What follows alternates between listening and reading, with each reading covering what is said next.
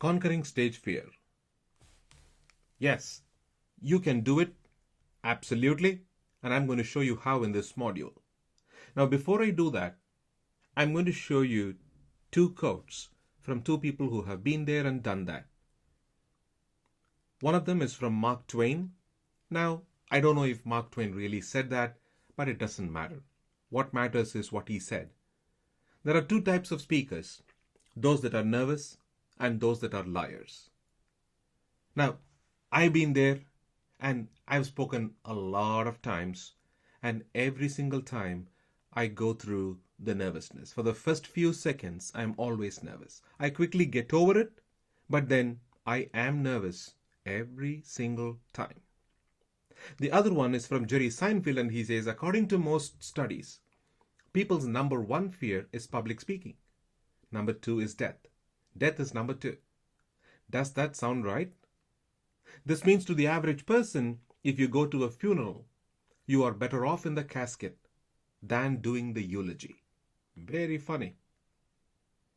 Very true as well. That is how paranoid people can get about public speaking. See, most people, when they describe public speaking and the fear that they have for it, usually say, I have butterflies in my stomach every time I stand in front of a stage or in front of an audience. And my response, if you have butterflies in your stomach, you might as well make them fly in a formation. I know, easily said, but we are going to see techniques which if you practice over and over and over, you certainly can learn to manage and eventually conquer them. The simplest of it all, the most important one in my mind, is the need for preparation. I know, it sounds simple, easy, but most people don't prepare enough, either because they know the subject so very well, they have done it so very many times. But then nothing substitutes for preparation. Getting the material together, practicing it over and over and over. I know speakers who have done it for 30 years, given the same speech for 30 years, but even then, every time that they give a speech, they spend a lot of time practicing it. The day before, the night before, the morning of. Now, when I practice, which I do quite a lot, when I practice, I visualize standing in front of the audience. The process of visualization makes it easy when I actually go on stage. I look at an empty room and I visualize all those people sitting in front of me. I try to bring the real scenario in front of my eyes, which makes it easy when I finally go and deliver the real speech.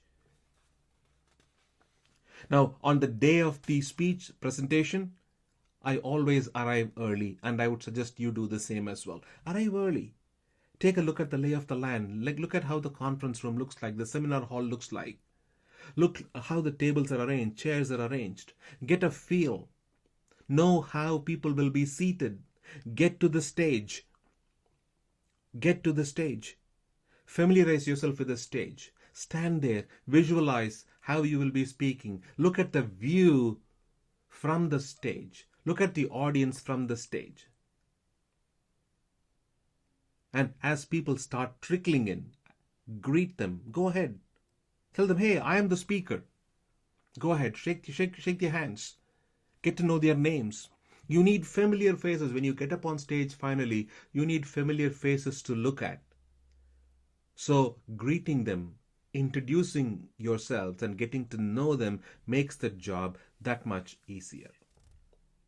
Now, because you have prepared and practiced, I want you to draw upon your confidence. See, you took a lot of time assembling the material. So that should, and you prepared, and you practiced. And that should give you enough confidence. Now, focus on that confidence. Remember how good you are. Because all of the audience, even if there are going to be 1,000 people in the audience, none of them had the time to prepare and practice like you did. And that makes you the very best person to deliver that speech that day. You have to believe that you are the best person. Give yourself that credit. Trust me, a little vanity goes a very long way. And for that reason, the audience should be lucky to have you there and give the speech. Give yourself that permission. And that makes you an expert. The audience is lucky to have you, and that makes you an expert. You know more about the subject than them because you have prepared, you have practiced. Now, let me ask you a question. Would you have trouble talking to the audience one-on-one, any one person in the audience one-on-one? I hope not. Because any of us can hold a conversation with one person with ease, no matter who they are. Now, imagine talking to a group. Now, if the individual doesn't scare you, why should a group of them scare you? See, we talked about greeting the audience, and that is precisely why we greeted the audience, because we wanted to know them by person. So, if the individual does not scare you, the group should not scare you as well. Now, remember, the audience is not a jury. They are not there to judge you. They are there to cheer for you, to root for you. So there is no reason they should scare you. See, above all, you are there to teach them a thing or two. They are there to learn from you. They are there to learn from you. And for that very reason, they are going to cheer for you. They're going to be rooting for you. And they want you to be successful. They want you to be successful. So if an individual doesn't scare you, a group should not scare you as well.